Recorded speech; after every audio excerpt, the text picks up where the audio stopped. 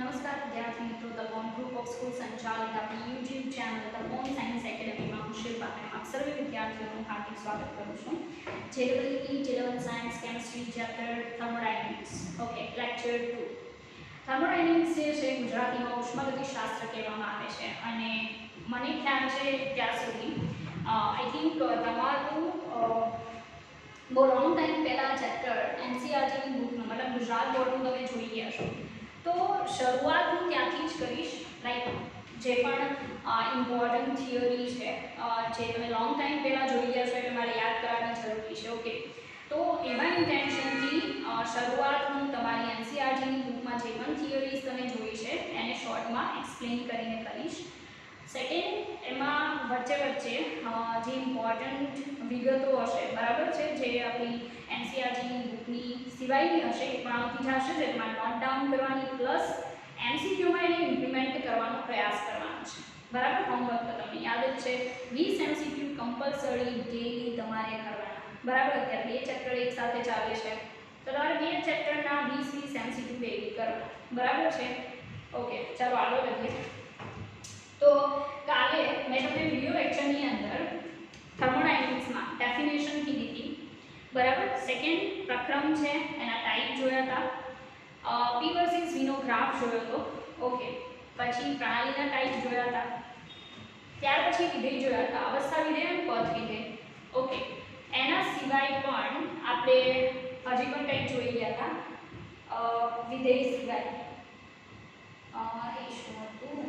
તો યસ, ગુણધર્મો. પ્રણાલી છે એની કેરેક્ટરિસ્ટિક આપણે જોઈ હતી, like intensive properties and extensive properties. ગુજરાતીમાં માત્રાત્મક ગુણધર્મો, જથ્થાત્મક ગુણધર્મો અને બીજું હતું વિશિષ્ટ ગુણધર્મો. મેં એમાં પણ તમને કીધું હતું કે સમજ્યા પછી એને યાદ રાખવા વધારે જરૂરી છે, બીકોઝ એક્ઝામની અંદર એ લોકો તમને એમસીક્યુમાં પૂછી શકે. આપેલા ચારમાંથી માત્રાત્મક અથવા વિશિષ્ટ ગુણધર્મ જણાવો. ઓકે, ચાલો આગળ. નાઉ આપણું કામ એ રહેશે હવે પછી કે આપણે કેટલા પેરામીટર સમજશું. ફર્સ્ટ પેરામીટર જે છે એ છે આંતરિક ઉર્જા. આંતરિક ઉર્જા, ઇન્ટરનલ એનર્જી.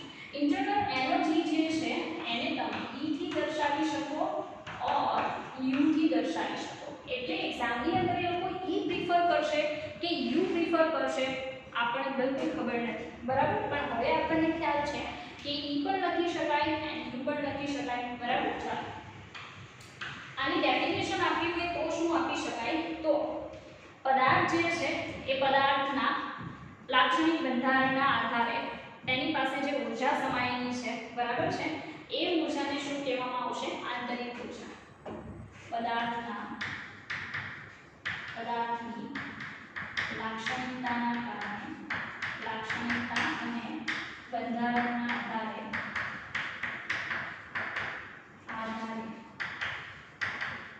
તેની પાસે રહેલ કુલ ઉર્જા, તેની પાસે રહેલ કુલ ઉર્જા એટલે શું આવશે? આંતરિક ઉર્જા. રેડી? હવે પદાર્થ જે છે એ પદાર્થની પોતાની જે ઇન્ટરનલ એનર્જી છે એમાં બધા ટાઈપની એનર્જી આવી જશે, ઓલ ટાઈપ્સ એનર્જી. બરાબર છે. હવે એ બધા પ્રકારની એનર્જીમાં કઈ કઈ ઉર્જા? તો E or U is equal to energy, kinetic energy, second potential energy, okay, then E for bonding energy, okay, bonding energy આવશે plus all types of energy. બધા જ પ્રકારની ઉર્જા, બધા જ પ્રકારની એનર્જી. પદાર્થ પાસે જેટલા પણ ટાઈપની એનર્જી એને સંગ્રહ કરીને રાખેલી છે બધા જ પ્રકારની ઉર્જા એની ઇન્ટરનલ એનર્જી. ઓકે, જે ટેમ્પરેચર પર ડિપેન્ડ કરશે, તાપમાન પર આધારિત છે.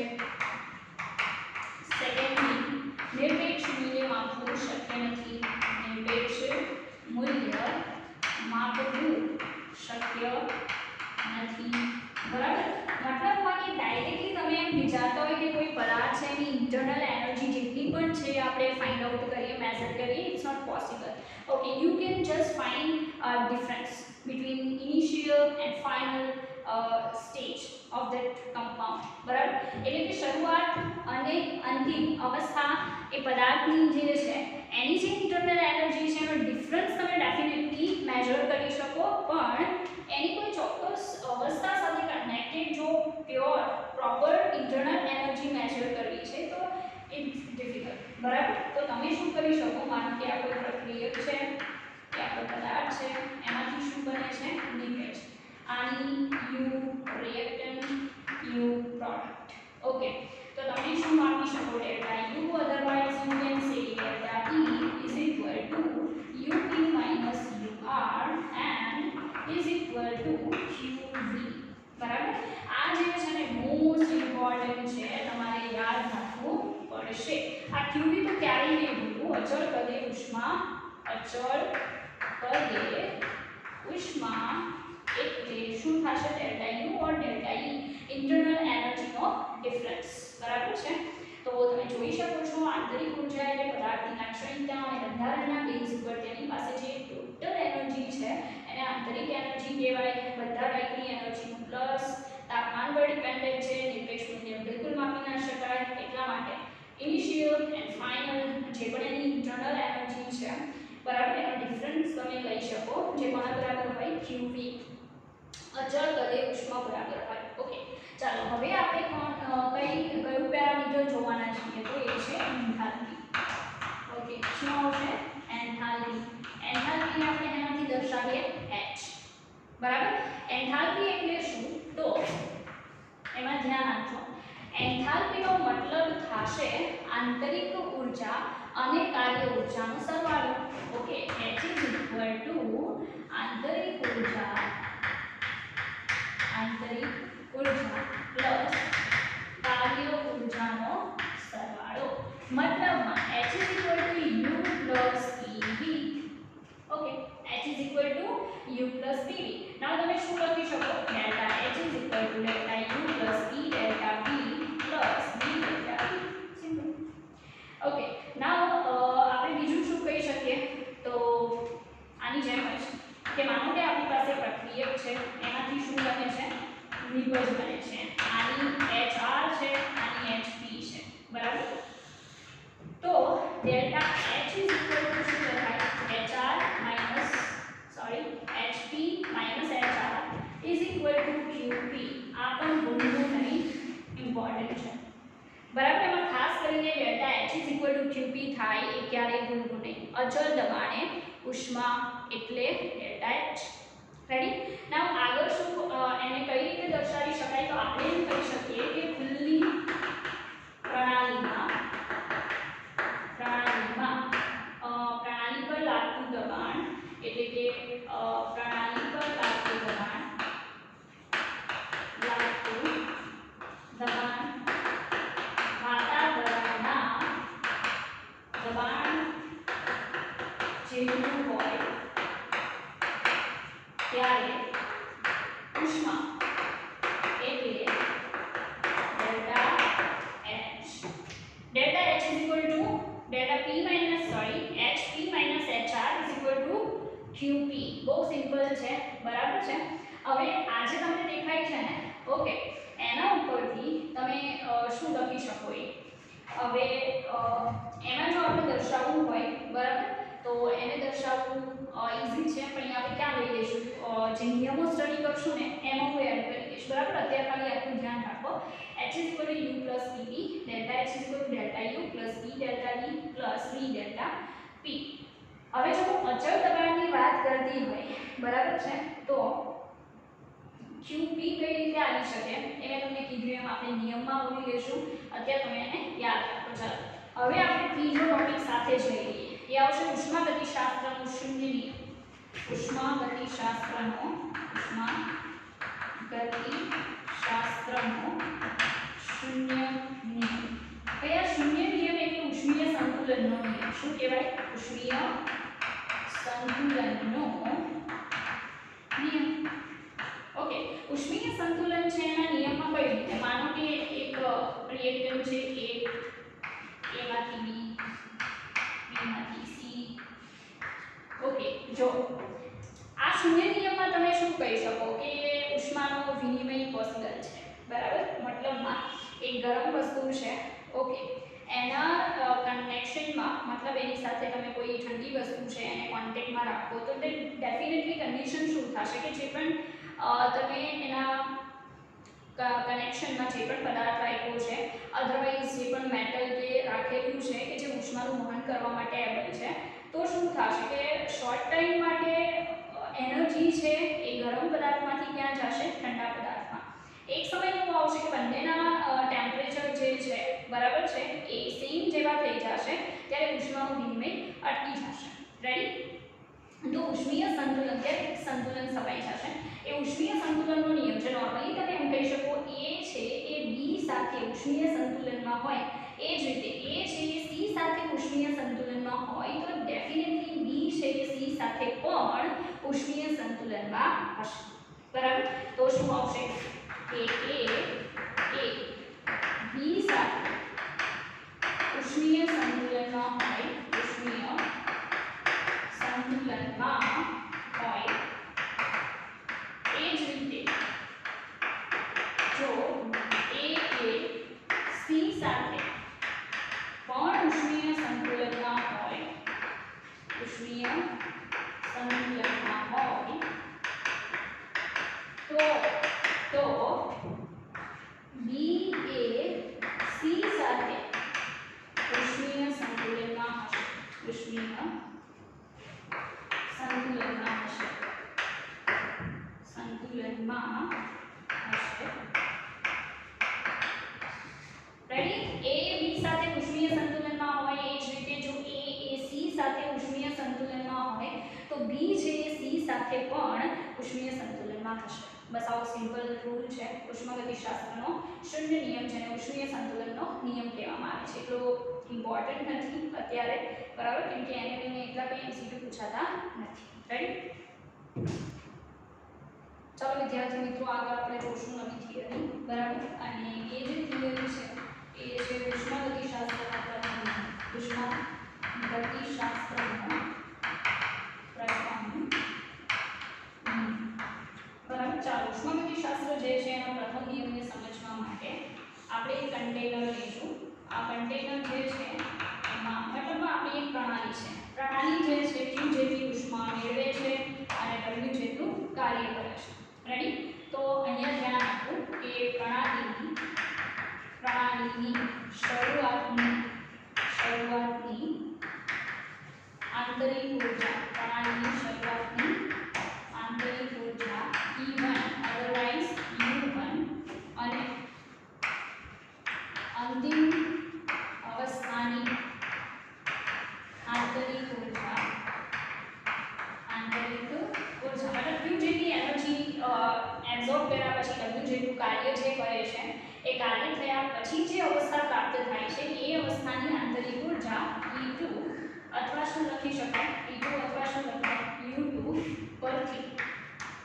પરથી શું કહી શકાય કે U2 U1 Q W બરાબર હવે નોર્મલી જો આપણે ડેલ્ટા U લખવું હોય તો U2 શું થાય U1 Q W તો તમે ડેલ્ટા U આંતરિક ઊર્જા જે છે એનો ડિફરન્સ એટલે Q W કહી શકો બરાબર છે હવે W જે છે નોર્મલી એટલે આપણે લખી શકાય અધરવાઇઝ ડેલ્ટા U QV ખબર છે અચળ પદે ઉષ્મા આ પ્રેક્ટિકલ બાબત છે અને સાબિત થયેલું છે બરાબર તો અત્યારે તમારે સ્વીકારવાનું છે થર્મોડાયનેમિક્સ છે એનો ફર્સ્ટ લો છે કે પ્રણાલી Q જેટલી એનર્જી એબ્સોર્બ કરે W જેટલું વર્ક થાય તો પ્રણાલીની શરૂઆતની આંતરિક ઊર્જા E1 or U1 અને અંતિમ અવસ્થાની આંતરિક ઊર્જા E2 or U2 પરથી U2 U1 Q W તો delta U2 U2 U1 Q W delta QV અચળ પદે ઉષ્મા ચાલો હવે આપણે જોશું એના પરથી જ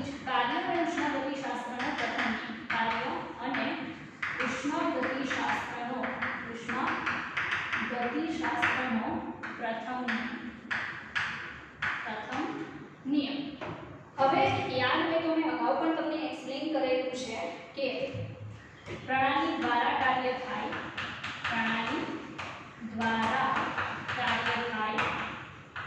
બરાબર તો W કેવું આવશે નેગેટિવ આવશે અને W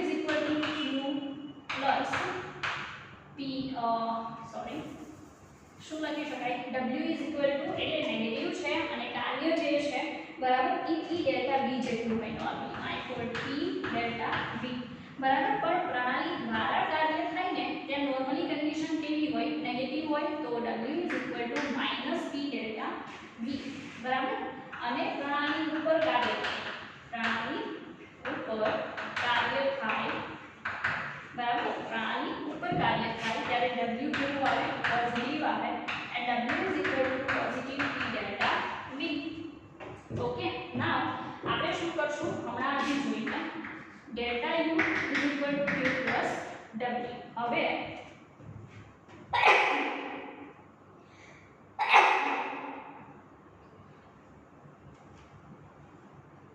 ચાલો જવાબ લો delta u is equal to q plus w ready now આપણે શું કરી શકીએ q minus p delta v બરાબર તો delta u ઓકે તો p delta v જે આપણે દર્શાવ્યું છે હવે આપણે શું કહી શકીએ અચળ પદે જો પ્રણાલીની ઉષ્મા લેવામાં આવે તો ઉષ્મા લેવા અચળ પદે પ્રણાલીની ઉષ્મા લેતા p ડેલ્ટા v બરાબર શું થઈ જાય 0 તો શું બાકી રહે ડેલ્ટા u qv તો મેં તમને પહેલા જ કીધું હતું કે આમ અત્યારે તમે યાદ રાખો પછી આપણે જ્યારે નિયમ જોશું ત્યારે નિયમમાં સાબિત કરશું બરાબર કે કઈ રીતે આપણે આ જે ઇક્વેશન છે ત્યાં સુધી પહોંચી શકીએ બરાબર તો ફરી પાછું કાર્ય અને ઉષ્માગતિશાસ્ત્રનો ફર્સ્ટ નિયમ તો પ્રણાલી દ્વારા કાર્ય w માઈનસ मतलब नेगेटिव प्राइस आवश्य w p delta v प्रणाली ऊपर कार्य થાય ત્યારે w positive w plus p delta v delta u q plus w શું લખીશું આપણે માનો કે પ્રણાલી દ્વારા કાર્ય થાય છે તો માઈનસ p delta v અથવા પ્લસ p delta v રાખો ડઝન્ટ મેટર અચળ પદે જો પ્રણાલીની ઉષ્મા લેવામાં આવે તો p delta v 0 then delta u q ready okay હવે એ સ્પેસ નથી કે આગળ વર્ક થાય તો પહેલા સ્ક્રીનશોટ લઈ લો બરાબર છે પછી આ જોઈએ આગળ આપણે જોશું એન્થાલ્પી અને ઉષ્માગતિશાસ્ત્રનો પ્રથમ નિયમ ઉષ્માગતિશાસ્ત્રનો પ્રથમ નિયમ રેડી ચાલો એન્થાલ્પી જે છે એનું આપણે દર્શાવ્યું કે h શું હોય pv બરાબર મેં સમજાવ્યું કે તમે લખી શકો delta h delta u plus p delta v plus v delta t યાદ છે और नॉर्मली जो આપણે એમ કહીએ કે અચળ દબાણે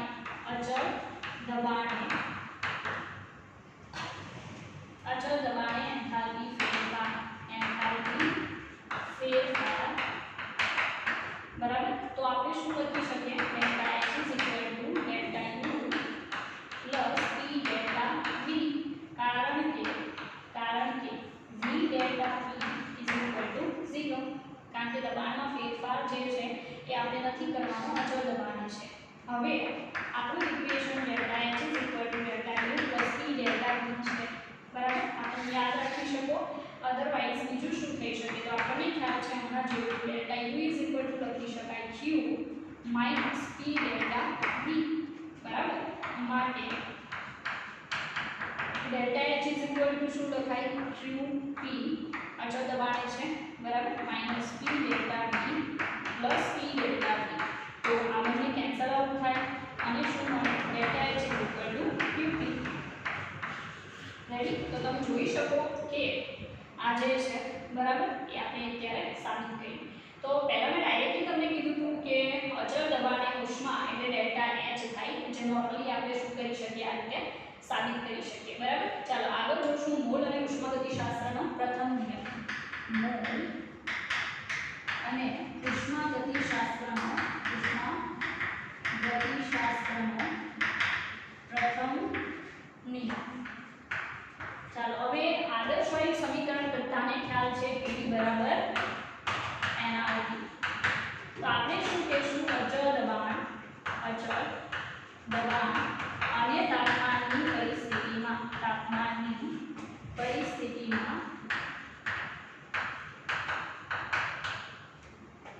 મતલબ દબાણ અને તાપમાન અચળ લેવાનું છે વોલ્યુમ આપણે જે પણ ગેસીસ લઈએ છે તો વાયુમય મોલની સંખ્યા પણ બદલાશે એટલે આપણે શું કહીએ કે શરૂઆતમાં V1 પદ ધરાવતા વાયુના મોલ V1 પદ ધરાવતા વાયુના મોલ બરાબર N1 બરાબર। ત્યાર પછી શું કહેશું કે હવે એ જે પ્રણાલી છે એમાં ચેન્જ થાય બરાબર, ચેન્જીસ આવે અને પછી જે અંતિમ V2 પદ ધરાવતા વાયુના મોલ બરાબર શું આવશે N2। તો હું શું લખી શકું P V1 બરાબર N1 RT એ જ રીતે P V2 બરાબર N2 RT। હવે આ જે ઇક્વેશન ફર્સ્ટ અને સેકન્ડ છે એનું આપણે શું કરી શકીએ માઈનસ કરવાનું છે તો P V2 minus P V1 is equal to N2 RT minus N1 RT બરાબર। તો P bar V2 minus V1 is equal to N2 minus N1 બરાબર અને અહીંયા શું આવશે RT। તો અહીંયા P delta V is equal to delta NG RT થશે રેડી। હવે આપણે શું કહી શકીએ આપણી પાસે ઇક્વેશન હતું યાદ હોય તો delta H is equal to delta U plus P delta V યાદ છે। ચાલો હવે શું કરી શકાય આ P delta V જે છે એની જગ્યાએ delta NG RT તો delta H is equal to delta U plus delta NG RT થશે।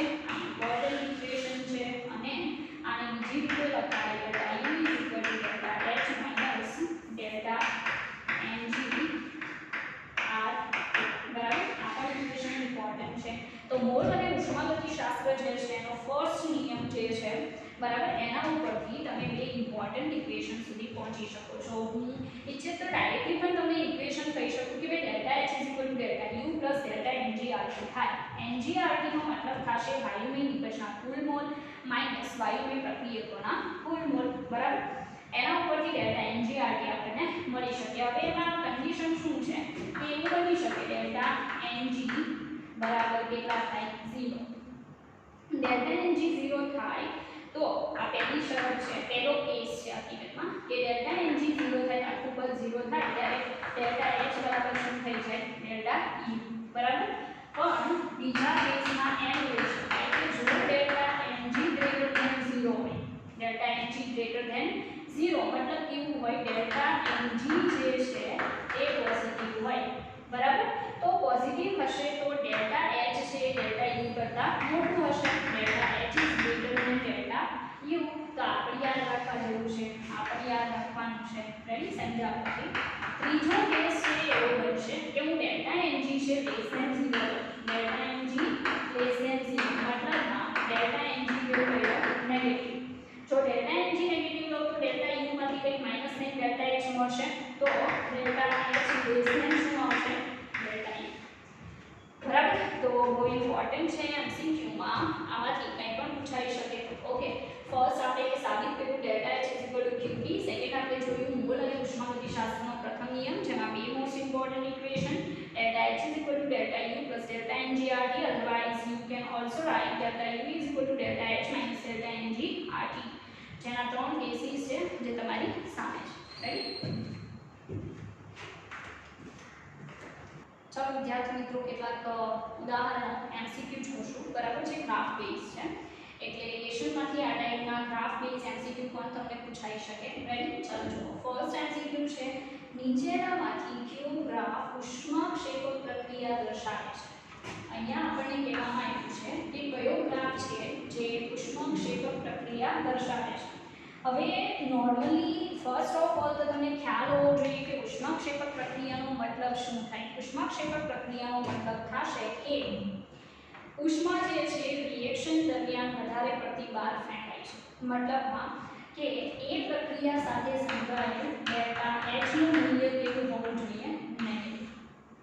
મતલબમાં રિએક્ટન્ટમાંથી જ્યારે પ્રોડક્ટ બને છે ત્યારે જે એન્થાલ્પીનો ફેરફાર થશે એ એન્થાલ્પીનો ફેરફાર નેગેટિવ હોવો જોઈએ। અહીંયા આપણને જે ગ્રાફ આપેલા છે એ એન્થાલ્પી વર્સિસ ટાઈમના ગ્રાફ આપેલા છે રિએક્ટન્ટ ટુ પ્રોડક્ટ બરાબર।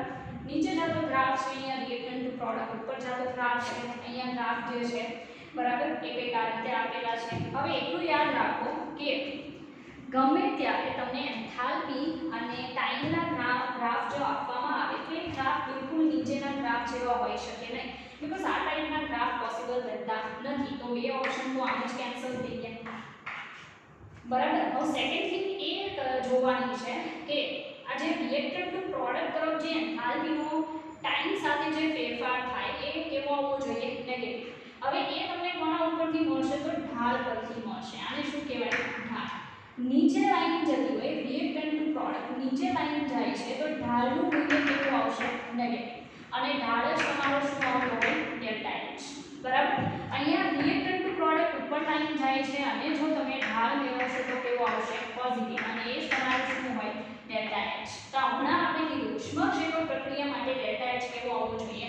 નેગેટિવ. આ બે ગ્રાફ તો પોસિબલ નથી. ઉપરના બે ગ્રાફમાંથી પહેલા નંબરનું છે કે જેમાં ડેલ્ટા એચ કેવો આવે છે? નેગેટિવ. તો ફર્સ્ટ ગ્રાફ જે છે એ આપણો આન્સર છે. બરાબર. તો એટલું કાંઈ ડિફિકલ્ટ નથી. ઘણા લોકો MCQ ની અંદર ગ્રાફ જોઈને થોડા ભૂલી જાય. બરાબર. પણ પ્રોપર વિચારશો આન્સર આવશે. ચાલો હવે આગળ જોઈએ કે નીચેનામાંથી કયો ગ્રાફ છે? બરાબર. નીચેનામાંથી કયો ગ્રાફ છે જેના માટે q બરાબર ડેલ્ટા u થશે? રેડી? q બરાબર શું થશે? ડેલ્ટા u થશે. રેડી? ઓકે. ચાલો ગ્રાફ p વર્સિસ v નો આપેલો છે. આવો ગ્રાફ આપણે જોઈ ગયા છીએ જો તમને યાદ હોય તો. ઓકે. અહીંયા o થી b બરાબર, o થી a, o to b and o to c. બરાબર. આ રીતે આપેલું છે. ઓપ્શનમાં પણ કંઈક એ જ રીતે દર્શાવેલું છે. આપણે એ કહેવાનું છે કે આમાંથી કઈ લાઈન છે ગ્રાફની અંદર કે જે આપણને q ડેલ્ટા u સુધી પહોંચાડે છે. બરાબર. તો યાદ હોય તો તમે જોઈ ગયા છો કે ડેલ્ટા u q પ્લસ શું થાય? w. યાદ છે? હવે કન્ડિશન એવી છે કે જો delta u q plus or minus p delta v લખું તો પણ ચાલે. પ્રણાલી દ્વારા અથવા પ્રણાલી ઉપર કાર્ય થાય. પણ આ જ વસ્તુને હું શું કહી દઉં? અચળ કદે જો પ્રક્રિયા થતી હોય તો ડેલ્ટા u બરાબર શું લખાય? qv પ્લસ ઓર માઈનસ શું થાય? 0. કારણ કે અચળ કદ એટલે ડેલ્ટા v 0. તો આવી ગયું ને કે ડેલ્ટા u બરાબર qv. હવે નોર્મલી આ ક્યારે પોસિબલ બન્યું? અચળ કદે. તો આમાં ચેક કરો અચળ કદ વાળો ગ્રાફ કયો છે? O to d. આ સમકદીનો ગ્રાફ છે અને જ્યારે સમકદી હોય ત્યારે જ ડેલ્ટા u બરાબર શું થાય? qv. એટલે તમારો આન્સર આવે O to d. બરાબર. જો સમદાબી હોય ત્યારે તો પોસિબલ નથી. સમદાબી હોય ત્યારે શું પોસિબલ છે? ડેલ્ટા h qv પોસિબલ છે. સમદાબી હોય ત્યારે તો ગ્રાફ O to a આવે. પણ આપણને એ નથી પૂછ્યું. આપણે પૂછ્યું છે ડેલ્ટા u qv. બરાબર. એટલે આપણો આન્સર રહેશે O to d. કારણ કે એ અચળ કદનો ગ્રાફ બતાવે છે અને અચળ કદે જ આ વસ્તુ પોસિબલ બને એટલે આન્સર આવશે O to d. તો આવા ક્વેશ્ચન પણ આવી શકે. આગળ આપણે અન્ય ક્વેશ્ચન જોઈએ. ચાલો વિદ્યાર્થી મિત્રો આપણે એક નવો MCQ જોશું. MCQ છે 5 મોલ વાયુને આલેખમાં દર્શાવ્યા પ્રમાણેની એક ચક્રીય પ્રક્રિયામાં થતા ફેરફારોની શ્રેણીમાં મૂકવામાં આવે છે. મતલબ એક ગેસ છે જેને ગ્રાફની અંદર દર્શાવ્યા પ્રમાણેની એક રિએક્શન છે અને ચક્રીય શ્રેણીમાં મૂકેલો છે. બરાબર છે. તો પ્રક્રિયાઓ A થી B, B થી C અને A થી C અનુક્રમે નીચેનામાંથી શું દર્શાવે છે? ગ્રાફ આપણને કોના વિરુદ્ધ કોનો આપેલો છે? તો ગ્રાફ V વર્સિસ T નો આપેલો છે. V વિરુદ્ધ T નો આલેખ આપણને આપેલો છે. બરાબર છે. ચાલો હવે V વિરુદ્ધ T નો જો એ ગ્રાફ આપણને આપે અને પછી એમ કહે કે આ ગેસ છે અને આ રીતની ચક્રીય પ્રક્રિયાની શ્રેણીમાં મૂકેલો છે તો A થી B, B થી C, A થી C આપણને શું દર્શાવે છે? તો ફર્સ્ટ ઓફ ઓલ A થી B. હવે A થી B છે ત્યારે અચળ શું છે? કદ. તો આ શું હોય? સમકદી હોય. બરાબર. A થી C અચળ શું દર્શાવે? તાપમાન. તો આ શું હોય? સમતાપી હોય. અને આપણે જોઈ ગયા છીએ કે ચાપ એટલે ચાર્લ્સનો નિયમ જેમાં પ્રેશર કેવું હોય? અચળ હોય. P કેવું હોય? અચળ. ત્યારે T અને V વચ્ચે શું હોય? રિલેશન હોય. બરાબર છે. T અને V વચ્ચે relation V proportional two T હોય. બરાબર. તો V અને T વચ્ચે રિલેશન જે છે એ ક્યારે જોવા મળે? અચળ દબાણ. અચળ દબાણ. તો આ શું હોય? સમદાબી હોય. બરાબર. ચાલો તો અનુક્રમે કીધેલું હોવાના કારણે સમકરી છે. ફર્સ્ટ વન સમકરી. B થી C શું હોય તો B થી C શું છે સમદાબી, તો અહીંયા છે સમદાબી. અને A થી C શું હોય સમતાબી, તો અહીંયા સમતાબી. આપણો આન્સર આવશે કોમ્પ્લીટ. બરાબર. તો તમે જોઈ શકો એટલું કાંઈ ડિફિકલ્ટ નથી, પણ ગ્રાફ જે છે એ ગ્રાફ કંઈક આવો આપી દે અને પછી આ ટાઈપનો થોડો મોટો ક્વેશ્ચન પૂછે, બરાબર, તો પણ ઘણા લોકો જે છે એ સોલ્વ કરવા માટે એબલ નથી હોતા, કારણ કે એ લોકોના માઇન્ડમાં એવું હોઈ શકે કે આ થોડો ટફ હોય, બરાબર. પણ તમે જોઈ શકો છો એવું કાંઈ ડિફિકલ્ટ નથી. આપણે જે દ્રવ્ય અવસ્થા જે છે એમાં ગેસિયસ સ્ટેટ છે, એમાં જે લો બની ગયા, ચાર્લ્સનો નિયમ જેમાં પ્રેશર અચળ હોય, બરાબર છે, બોટ ચા બની ગયું, એવું મેં સમજાવી દીધું. રેડી. તો પ્રેશર અચળ હોય ત્યારે B અને T વચ્ચેનો ગ્રાફ, તો ગ્રાફ કંઈક આ રીતે છે. આ સીધી લાઈન છે સમકરી છે, બીજી સીધી લાઈન સમતાપી છે, અને આ જે આડી લાઈન છે એ સમદાબી છે, જે આપણે અહીંયા જોઈ શકીએ. રેડી. ચાલો આજનો આ વિડિયો લેક્ચર આપણે અહીંયા પૂરો કરશું. રેડી. અને નેક્સ્ટ વિડિયો લેક્ચરમાં આપણે ઉષ્મા ક્ષમતા પછી આગળ વધીશું અને MCQ જોશું. રેડી.